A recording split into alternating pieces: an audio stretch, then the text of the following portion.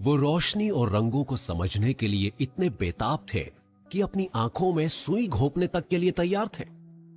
मैं सच कह रहा हूं। न्यूटन तब शायद 20-25 की उम्र के थे, पर पहले ही मैथमेटिक्स की एक नई शाखा की नींव रख चुके थे। नाम था कैलकुलस। वो कई प्रयोग कर रहे थे जिनसे उन्हें पता चला कि रंग प्रकाश का एक पहलू है। न्यूटन पता लगाना चाहते थे कि हमें दिखने वाली कौन सी चीजें प्रकाश का हिस्सा हैं और किन्हें जन्म देती हैं हमारी नर्व्स। क्या रंग प्रकाश के अंदर छिपा होता है या फिर हमारी आंखों में?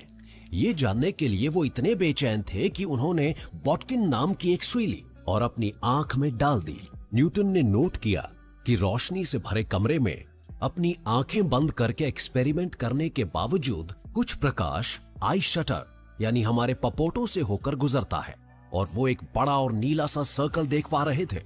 दर्द के मुकाबले ये नतीजा कुछ खास नहीं लग रहा था, लेकिन घर में किए जा सकने वाले ऐसे सरल प्रयोगों से आइजैक न्यूटन इंद्रधनुषों की व्याख्या करने वाले पहले इंसान बने और ये बताने वाले भी कि कैसे सफेद प्रकाश कई रंगों को खुद में छिपाए रखता है। न्यूटन ने जिन चीजों का गहराई से अध्ययन किया वो आम लोगों को आम नजर आती थीं, जैसे कि सेब का गिरना, रोशनी से आती प्रकाश की किरणें वगैरह वगैरह। न्यूटन की खूबी ये थी कि वो आम चीजों के बारे में सोचते थे कि ऐसा क्यों हुआ और कैसे हुआ। न्यूटन के मन में सवाल उठता था, प्रकाश किससे बनता है? अगर प्रकाश को बहुत छोटे छोटे कणों में तोड़ा जा सके तो क्या दिखेगा? न्यूटन ने देखा कि रोशनी सीधी लाइनों में चलती है, वरना छायाओं के छोर कैसे दिखते? या फिर किसी बादल से होकर नीचे आने वाली सूरज की किरणें सीधी क्यों होती? या फिर सूर्य ग्रहण के दौरान पूरी तरह अंधेरा क्यों होता? इन सब बातों से न्यूटन को लगने लगा कि प्रकाश में जरूर कणों की एक धारा होगी। वो उन्हें कॉर्पस्कल्स कहते थे। उनके मुताबिक प्रकाश की कोई किरण उन गोलियों की तरह है जो सीधी आंख के रेटिना पर हमला करती है। लेकिन हॉलैंड में एक ऐसे शख्स थे जो न्यूटन की पार्टिकल थ्योरी ऑफ लाइट से बहुत ज्यादा असहमत थे। क्रिश्चियन हॉयगन्स भी आइजैक न्यूटन की ही तरह बहुत उत्सुक शख्स थे, और अगर बात दुनिया को बदलने की हो तो वो जरा भी सुस्ती नहीं दिखाते थे। पूरी जिंदगी डिप्रेशन से जूझने के बावजूद उन्होंने बहुत कुछ कर दिखाया। उन्होंने खुद ही एक टेलीस्कोप डिजाइन किया और बनाया था, और उसके जरिए उन्होंने सैटर्न के चंद्रमा टाइटन को खोजा। हॉयगन्स ने पेंडुलम क्लॉक का आविष्कार किया। उन्होंने उन मैथमेटिकल फॉर्मूलाज को गढ़ा जो आंख वाले एक पेंडुलम को बनाने के लिए जरूरी थे और जिसके जरिए घड़ी की सुइयां सही सही समय दर्शाती। हॉयगन्स ने एक नई मशीन के प्रोटोटाइप का रेखा चित्र बनाया। उन्हें इस मशीन से काफी उम्मीदें थीं। उन्होंने इसे नाम दिया था मैजिक लैंटर्न यानी जादुई लालटेन। कुछ 100 साल बाद ये चीज एक वर्किंग मोशन पिक्चर प्रोजेक्टर के तौर पर सामने आई। न्यूटन की ही तरह हॉयगन्स ने भी मैथमेटिक्स की एक नई शाखा का आविष्कार किया। ये थी प्रोबेबिलिटी थियरी, और इसके हिसाब से परिणाम का अंदाजा लगाया जा सकता था, यानी हेड्स आएगा या टेल्स, इसका अंदाजा लगाया जा सकता था। और क्रिश्चियन हॉयगन्स की भी प्रकाश की अपनी एक थियरी थी, लेकिन यह बहुत अलग थी। उनके अनुसार प्रकाश में सीधी कतार में चलने वाले गोलियों जैसे कण नहीं होते, बल्कि हॉयगन्स को प्रकाश चारों तरफ फैलती लहर लगती थी। उस समय तक यह पता चल चुका था कि ध्वनि एक लहर की तरह चलती है, पर कैसे? क्योंकि दरवाजा थोड़ा सा खुला होने पर भी आवाज सुनी जा सकती है, यानी ध्वनि भी पानी की ही तरह किसी लहर के रूप में खुली जगह से अंदर आ सकती थी। हॉयगन्स को लगता था कि प्रकाश भी ध्वनि की ही तरह लहरों के रूप में चारों ओर फैलता है।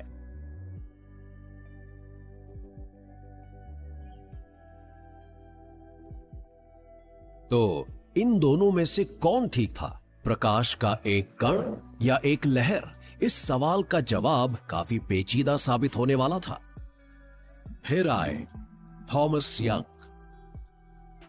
उन्होंने प्रकाश से जुड़ी पहेली को सुलझाया और कॉस्मोस के उस ताने बाने के रहस्य को भी उजागर किया जो हमें जाना पहचाना लगता है।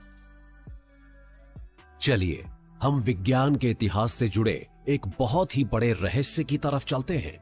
ये कहानी है एक ऐसे इंसान की जो कुछ भी कर सकता था, और ये थे थॉमस यंग।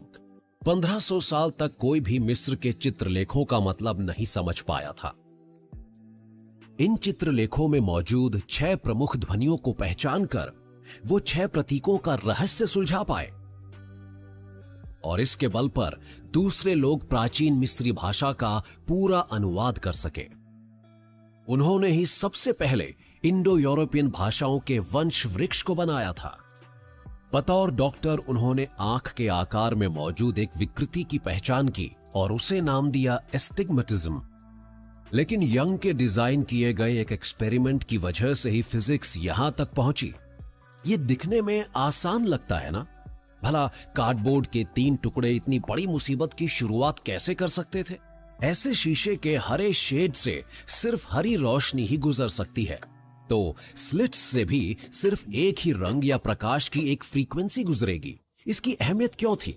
क्योंकि उन्हें लगा कि एक दूसरे को ओवरलैप करते कई रंगों के नतीजे में वैसी ही प्रकाश तरंग बनेगी जिसकी हॉयगन्स ने कल्पना की थी, जिसे इंटरफेरेंस पैटर्न कहते थे। उन्होंने ही एक रंग के प्रकाश को 2 अलग अलग स्लिट्स से गुजारा ताकि पता चले कि कार्डबोर्ड के आखिरी टुकड़े पर किस तरह का प्रकाश नजर आएगा। अगर प्रकाश कोई कण होता तो सामने वाली दीवार पर प्रकाश के 2 अलग अलग पिंड नजर आएंगे, जहां प्रकाश के अलग अलग कण स्लिट्स से गुजरने के बाद पहुंच रहे थे। पर ऐसा नहीं हुआ, बल्कि एक बिल्कुल ही अलग तरह का पैटर्न नजर आया। जब 2 लहरें एक दूसरे को ओवरलैप करती हैं या एक दूसरे के साथ हस्तक्षेप करती हैं, तो ऐसा पैटर्न बनता है। इसीलिए उन्हें कहा जाता है इंटरफेरेंस पैटर्न। इस तरह यंग ने दिखा दिया था कि प्रकाश एक लहर होती है। यानी विज्ञान के इतिहास में मौजूद सबसे बड़े पंडित न्यूटन आधे गलत थे। यानी प्रकाश कोई कण नहीं था, जैसा कि उन्होंने कहा था। साइंस के सामने बड़ों बड़ों के तर्क ताश के पत्तों की तरह बिखर जाते हैं। सिर्फ कुदरत ही अपनी पहेलियों को सुलझाने में सफल होती है। कुदरत के खजाने में इतना कुछ छिपा हुआ है कि कोई ये दावा करे कि उसने कुदरत के बारे में सब जान लिया है तो वो सिर्फ एक मूर्ख ही है। न्यूटन ने एक बुनियादी बात की अनदेखी कर दी थी। सुनकर हैरानी हुई ना? लेकिन सबसे ज्यादा परेशान करने वाले हिस्से तक तो हम अभी पहुंचे भी नहीं। थॉमस यंग की कहानी की तह तक पहुंचने में 100 साल लग गए और यह कोई आसान काम नहीं था। 19वीं सदी के आखिर में ही विज्ञान ऐसे जरूरी औजार बना पाया जिनसे एक छिपे हुए यूनिवर्स का दरवाजा ढूंढा जा सकता था। यह साम्राज्य था गहरे रहस्य वाला। इस खोजी को जो हैरानी हुई उसे आप उसके शब्दों में ही सुनिए। क्या पहली नजर में कोई भी चीज किसी ऐसी बॉडी से ज्यादा अव्यवहारिक लग सकती है जो इतनी छोटी हो कि उसका मास हाइड्रोजन के किसी एटम के मास का बहुत ही छोटा सा हिस्सा हो?